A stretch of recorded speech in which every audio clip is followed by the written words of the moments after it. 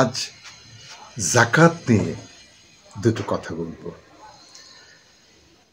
আমরা এমন একটা পেশায় আছি যে পেশাজীবীদেরকে বলা হয় বিজ্ঞ, নট বিশেষজ্ঞ। আমাদেরকে সব কিছুই জানতে হয়। আমরা আদালতে প্রিএমশনের শফি মামলা করি, ইসলামী শফি, মুসলিম শফি। আমরা আদালতে বাটোয়ারা মোকদ্দমা করি, ইসলামী ফারাইজের যেটা, সেজন্য লোকজন আসে।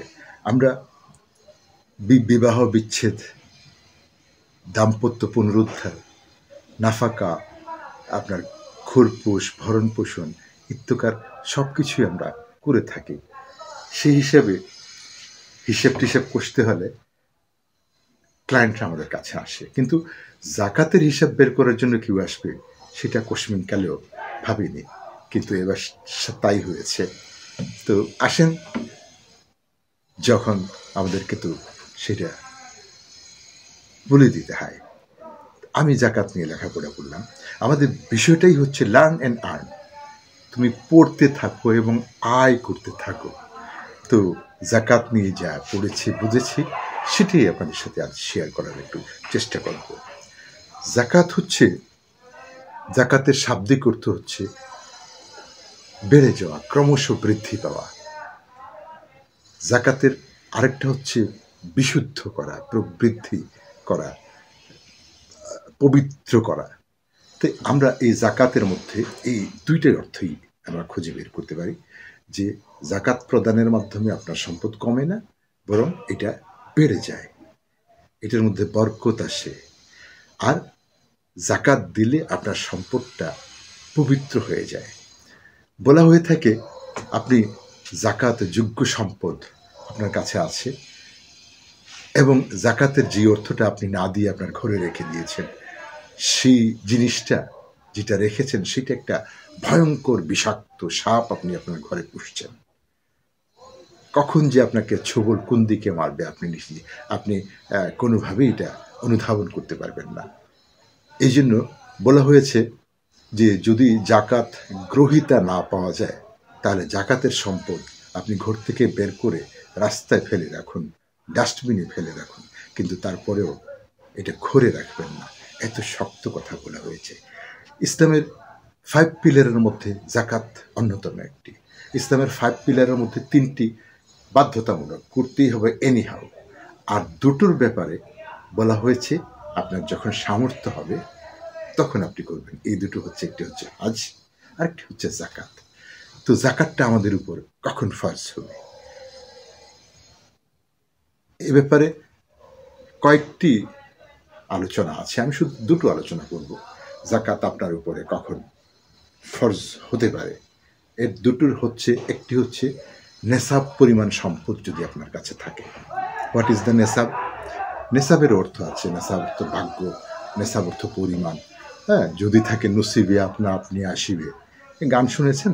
ওইটা হচ্ছে ভাগ্য। তো এই নেসাবের অর্থ হচ্ছে পরিমাণ। যাকাত দেওয়ার পরিমাণটা এখানে বলা হয়েছে যে যদি আপনার কাছে 7.5 ভরি স্বর্ণ বা এর সম পরিমাণ অর্থ থাকে, তাহলে আপনি যাকাত দিতে হবে। আর যদি আপনার কাছে স্বর্ণ নেই কিন্তু রৌপ্য আছে, যার পরিমাণ হচ্ছে 52.5 ভরি, তাহলে আপনাকে যাকাত দিতে হবে। এখন আমরা যদি একটা হিসেব কষি যে এই 2025 সালের মার্চে 1 ভরি স্বর্ণের মূল্য হচ্ছে, আমি হিসেব কষে রেখেছি, 1,51,900 টাকা পার ভরি। এখন এটাকে যদি আমরা 7.5 দিয়ে পূরণ করি, গুণ করি, তাহলে আমরা টাকাটা পাচ্ছি 11,39,250 টাকা। এই পরিমাণ যদি অর্থ থাকে আপনার কাছে, তাহলে আপনি যাকাতের নেসাবের মালিক, আপনার উপরে যাকাত ফরজ। ঠিক তদ্রূপভাবে রৌপ্য যদি আপনার কাছে 52.5 ভরি আপনার কাছে থাকে, তাহলে আপনার কাছে এইটাকে আমরা কনভার্ট করি। আমরা স্বর্ণটাকেও কিন্তু 22 ক্যারেট স্বর্ণ হিসাব করে এসেছি। আপনি রৌপ্যটাকেও 22 ক্যারেট হিসাবে হিসাব করলে 22 ক্যারেট 1 ভরি রৌপ্যের মূল্য হচ্ছে এই 25 সালের মার্চে 2098 টাকা। এটাকে আপনি 52.5 দিয়ে যদি আপনি গুণ করেন, তাহলে আপনার টাকাটা আসছে 1,10,145 টাকা। এই পরিমাণ অর্থের যদি মালিক আপনি হন, তাহলে আপনার উপরে জাকাত ফার্জ। এই হচ্ছে প্রথম শর্ত, হচ্ছে জাকাতের নেসাব পরিমাণ সম্পদের মালিক আপনাকে হতে হবে। দ্বিতীয়টা হচ্ছে এই সম্পদটা 1 বছর অতিবাহিত হতে হবে। যেমন মনে করেন এই রমজান মাসে এসে আপনি জাকাতের হিসেব কষে দেখলেন আপনার কাছে জাকাত দেবার মতো সম্পদ আপনার কাছে আছে, অর্থাৎ 7.5 ভরি স্বর্ণ কিংবা স্বর্ণের অর্থ বা এর উপরে অর্থ আছে, আবার 52.5 ভরি রৌপ্যের সমপরিমাণ অর্থ আছে বা উপরে অর্থ আছে। এই অর্থ হওয়া মাত্রই আপনাকে জাকাত দিতে হবে না। এটা 1 বছর ঘুরতে হবে, ঘুরে পরের বছরে যদি এই সমপরিমাণ অর্থ থাকে, তাহলে আপনাকে এই সম্পদ থেকে 2.5% জাকাত দিতে হবে।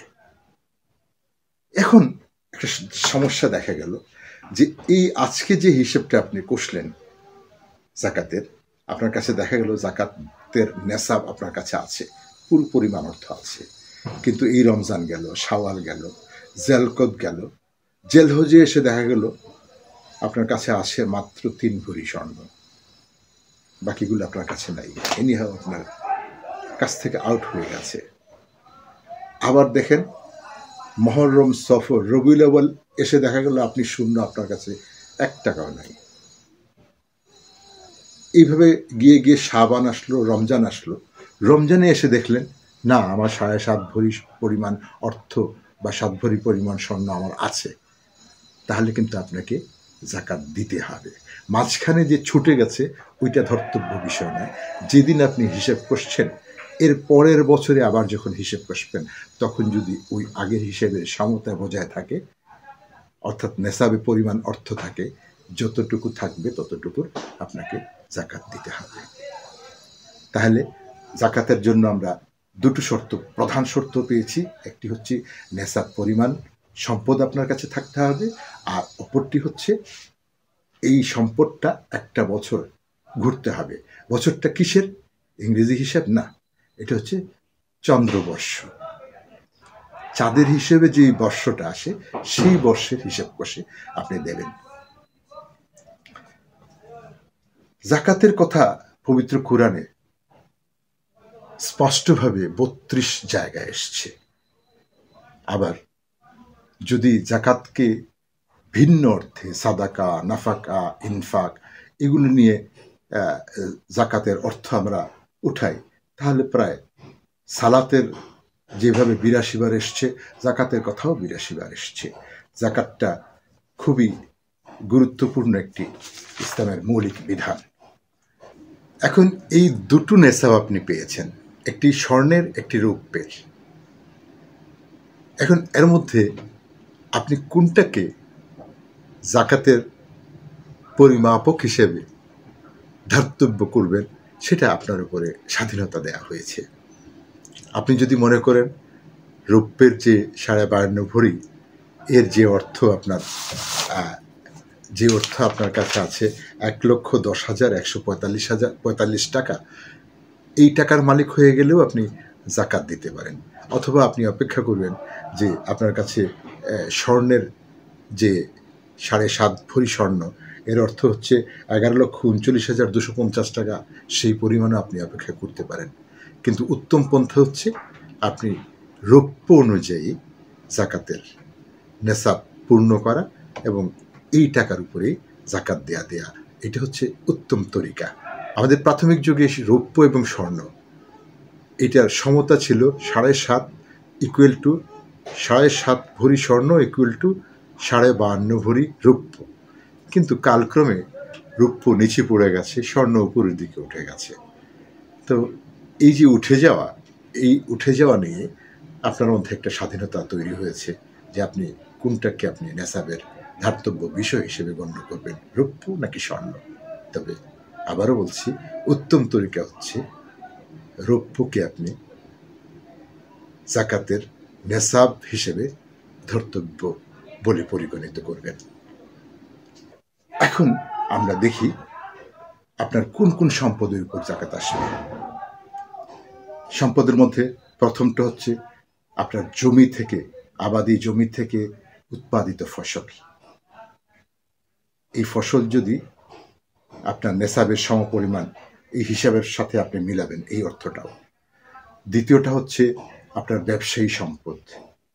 তৃতীয়টা হচ্ছে স্বর্ণ অথবা রৌপ্যের পরিবর্তে ব্যবহৃত কারেন্সি, হোক ডলার, হোক পাউন্ড, হোক রিঙ্গিট, হোক ইউরো, হোক টাকা, যে কোনো মুদ্রা যেটা ওই রৌপ্যের সমপরিমাণ অর্থের বদলে যেটা ব্যবহৃত হয়, যেই অর্থ, সেই পরিমাণ অর্থ। আর 4 নম্বর জিনিসটা হচ্ছে পশু প্রাণী বা চতুষ্পদ জন্তু, যেগুলো গৃহপালিত, চড়ে বসে খায়, সেগুলো। তো এইটা আমাদের দেশে একটু বিরল হয়ে গেছে, এই ব্যাপারে আমি আলোচনা করছি না। এখন এই যে সম্পদ, এই সম্পদের মধ্যে যে আপনার বাসা বাড়িতে যে ব্যবহৃত সম্পদ আছে, এই সম্পদের মধ্যে শুধুমাত্র স্বর্ণ, যেটা ব্যবহৃত হোক অথবা অব্যবহৃত, যেমন আপনার স্ত্রীর আছে 10 ভরি স্বর্ণ, আপনার কন্যাদের আছে আরো 5 ভরি স্বর্ণ, এগুলো জাকাতযোগ্য। এবং আপনার কাছে স্বর্ণের বার আছে আরো কয়েকটি, সিন্ধুকে লক করে রেখেছেন। সেই অব্যবহৃত সম্পদ, অব্যবহৃত স্বর্ণ, ব্যবহৃত স্বর্ণ উভয়েরই আপনাকে জাকাত দিতে হবে। তদ্রূপভাবে রূপা ঠিক একইভাবে হিসেবে আসবে। এখন যেটা জাকাত দিতে হবে না, যেমন ধরেন আপনার বাসা বাড়ি, আপনার একটা বিশাল অট্টালিকা আছে, একটা না 5টা অট্টালিকা আছে, যেগুলো আপনি বসবাসের জন্য ব্যবহার করেন, সেই বাসা বাড়ির কোনো জাকাত দিতে হবে না। আপনার জমি আছে, অনেক কিছু জমি, আমি পৈতৃক সূত্রে পেয়েছেন, সেই জমির জাকাত আপনাকে দিতে হবে না। আপনি খুব ধনাঢ্য ব্যক্তি, আপনার নিজের একটা গাড়ি আছে, টেসলা গাড়ি হোক, BMW, অনেক দামি দামি গাড়ি হোক, কোটি কোটি টাকার গাড়ি হোক, আপনার স্ত্রীর আছে একটা, আপনার ছেলে মেয়েদের আরো 5টা আছে, কোনো যানবাহনেরই, আপনার ব্যবহৃত কোনো যানবাহনেরই জাকাত দিতে হবে না। আপনার ঘরে ব্যবহৃত অনেক দামি দামি জিনিসপত্র, আসবাবপত্র আছে, ফার্নিচার আছে, একটা খাটের মূল্যই হয়তো 4 লাখ 5 লাখ টাকা, একটা সোফা সেটের মূল্য হয়তো আরো বেশি। এইগুলো যেগুলো আপনি ব্যবহার করছেন, এগুলোর কোনোটিরই জাকাত দিতে হবে না। আসলে এবারে ফ্যাক্টরির ব্যাপারে, আপনার ব্যবসার ব্যাপারে, ফ্যাক্টরিতে যে সম্পদগুলো, যে চেয়ার টেবিল, আপনার দালান, বিল্ডিং, আপনার যানবাহন, যত কিছু আছে ফ্যাক্টরি, যেটা মূল অ্যাসেট, এগুলোর কোনো জাকাত দিতে হবে না। তবে ফ্যাক্টরিতে যে উৎপাদিত পণ্য আছে অথবা উৎপাদনের অপেক্ষায় যে কাঁচামাল আছে, সেইগুলো সব কিছু হিসেব কষে আপনি জাকাতের নেসাবের মধ্যে ঢোকাবেন। আপনার একটা শপিং মল আছে, জাকাতের হিসেবের দিন আপনি পুরো সব ক্লিয়ার করে আপনি হিসেব কষবেন যে কত টাকা সম্পদ আছে, এই সম্পদের উপরে আপনার জাকাত আসবে। আপনার কিছু পাওনা টাকা আছে, আপনি একজনকে ঋণ দিয়েছেন, ওইটা পাবেন, এটা নিশ্চিত। আপনি ওই পাওনা টাকার উপরও কিন্তু আপনার জাকাত আসবে। আপনার ব্যাংকে প্রচুর টাকা আছে, আপনার সঞ্চয়ী অ্যাকাউন্টে আছে, আপনার ফিক্সড ডিপোজিট আছে, আপনার সঞ্চয় আছে, সঞ্চয়পত্র বা এটসেট্রা যত কিছু আছে, সবগুলোর উপরেই আপনার জাকাত আসবে। কিন্তু যে কর্জটা আপনি জানেন যে আপনি আর পাবেন না, ওটা মেরে খেয়ে ফেলেছে, এইরকম যদি মনে হয়, তাহলে ওই টাকায় আপনার জাকাত আসবে না। এখন আপনি কর্জ করেছেন, এখন কর্জটা আবার দুই প্রকার হয়ে যায়। একটা হচ্ছে আপনার খুব প্রয়োজনে, পারিবারিক প্রয়োজনে আপনি কর্জ করেছেন, আর আরেকটা কর্জ হচ্ছে আপনার ব্যবসার উন্নতির জন্য কর্জ করেছেন। তো যেটা পারিবারিকভাবে আপনার নিত্য প্রয়োজনের জন্য কর্য করেছেন, সেটা জাকাত থেকে বিরত থাকবে। কিন্তু যেটা আপনার ব্যবসার উন্নয়নের জন্য যে কর্য করেছেন, সেটা যেই কিস্তি অনুযায়ী তাকে টাকা দিবেন, ওই কিস্তি অনুযায়ী ওই বৎসরের হিসেবটা আপনি ওই বৎসরের জাকাতের মধ্যে আপনি করে দেবেন, ইনপুট দেবেন। এখন আসুন, জমি, প্রপার্টি, ফ্ল্যাট, প্লট যেগুলো আছে আপনার, এইগুলো যদি এমনি এমনি কিনে রেখে দিয়েছেন আপনার ভবিষ্যৎ সন্তানদের জন্য বা ভবিষ্যতের জন্য কিনে রেখে দিয়েছেন, ওইগুলোর উপরে আপনার জাকাত আসবে না। কিন্তু যখনই আপনি এগুলোকে ব্যবসার জন্য প্রয়োগ করবেন, যেমন আপনি একজন বিল্ডার, আপনি একজন রিয়েল এস্টেট ব্যবসায়ী, আপনি জায়গা জমি প্রচুর কিনেছেন, ওগুলো একটা সময় সার্টেন পিরিয়ডের পরে যখন এটা ডেভেলপ করবে, তখন আপনি এটা বিক্রি করবেন। এইরকম যে সম্পদ, জমি হোক, প্লট হোক, ফ্ল্যাট হোক, সব কিছুই জাকাতের আওতাধীন। ওই আপনার জাকাতের হিসাবের মধ্যে এগুলি হিসাব কষবেন। আর যেটা ব্যবসার জন্য না প্লট, কিন্তু আপনি ওই প্লটটা, ওই জমিটা আপনি ভাড়ায় দিয়েছেন, ওইখানে হয়তো আপনার কয়েক একর জমি আছে, সেখানে ভাড়া দিয়েছেন, এখানে ইট, বালু, পাথর এগুলো কেউ জমা রেখে এটা ব্যবসা করতেছে এবং আপনাকে ভাড়া দিচ্ছে, ওই ভাড়ার উপরে আপনার জাকাত আসবে। আপনার শেয়ারের মধ্যে আবার দুই রকম আছে, একটা হচ্ছে প্রাইমারি শেয়ার, একটা হচ্ছে সেকেন্ডারি শেয়ার। প্রাইমারি শেয়ার যদি হয়ে থাকে, তাহলে যেই কোম্পানির শেয়ার কিনেছেন আপনি, ওই কোম্পানির জাকাতটা যত পার্সেন্ট হবে, আপনার কাছে যা আছে সেইটার জাকাতও তত পার্সেন্ট আপনাকে দিতে হবে। আর যদি সেকেন্ডারি মার্কেট থেকে ক্রয় করে থাকেন, তাহলে ওই দিনের সেকেন্ডারি মার্কেটে যে মূল্য আছে, ওই মূল্য অনুযায়ী ওই মূল্যটা আপনি আপনার জাকাতের হিসাবের মধ্যে ইন্ট্রোডিউস করে নেবেন। এখন মনে করুন আপনি গরু মোটা তাজাকরণ, গরুর ব্যবসা করেন, গরুর ফার্ম আছে বিশাল, আপনি এগুলোকে লালন পালন করছেন, এগুলো বিক্রি করবেন। যেহেতু এইগুলো ব্যবসায়ী সম্পদ, এটা ছাগল হোক, গরু হোক, মহিষ হোক, ভেড়া হোক, এগুলো যখন আপনি, আপনার যদি মুরগের ফার্ম থাকে, হ্যাঁ, সেই ফার্মে যা সম্পদ আছে বিক্রয় করে, যেটা ওই দিনের মান অনুযায়ী যে অর্থটা আসবে, ওইটা আপনার জাকাতের মধ্যে ঢুকবে। আপনার মাছের ঘের আছে, আপনার পুকুর আছে, আপনি লিজ নিয়েছেন, ওই পুকুরের জমি, এই জমির উপরে আপনার কোনো জাকাত আসবে না, কিন্তু পুকুরে যে মাছ চাষ করেছেন, ওইটা বিক্রয় করলে আপনি কত টাকা পাবেন, সেই হিসাবটা আপনার এই বছরের জাকাতের মধ্যে আপনি ইনপুট করে দেবেন। আপনার গাড়ি আছে অনেকগুলো, যেটা আপনি ব্যবহারের জন্য না, আপনার পার্সোনাল ব্যবহারের জন্য না, ওগুলো আপনি ভাড়ায় খাটান। আপনার মনে করেন নোহা গাড়ি আছে 10টা, আপনার সিএনজি অটো রিক্সা আছে আরও 10টা, এগুলো প্রতিদিন আপনাকে কোনোটা 500 টাকা, কোনোটা 3000 টাকা করে আপনাকে দিচ্ছে। ওই টাকাগুলো জমা করে 1 বছরে কত হচ্ছে সেটা হিসাব করে আপনি ওই নগদ অর্থের ওইটা জাকাতের মধ্যে এড করে দেবেন। এখন সব কিছু যখন যোগ করবে, যোগ করার পরে যত টাকা হবে, এর 2.5% আপনি জাকাত দিতে হবে। আশা করি জাকাতের বিষয়টা আপনাদের কাছে ক্লিয়ার হয়ে গেছে। ধন্যবাদ।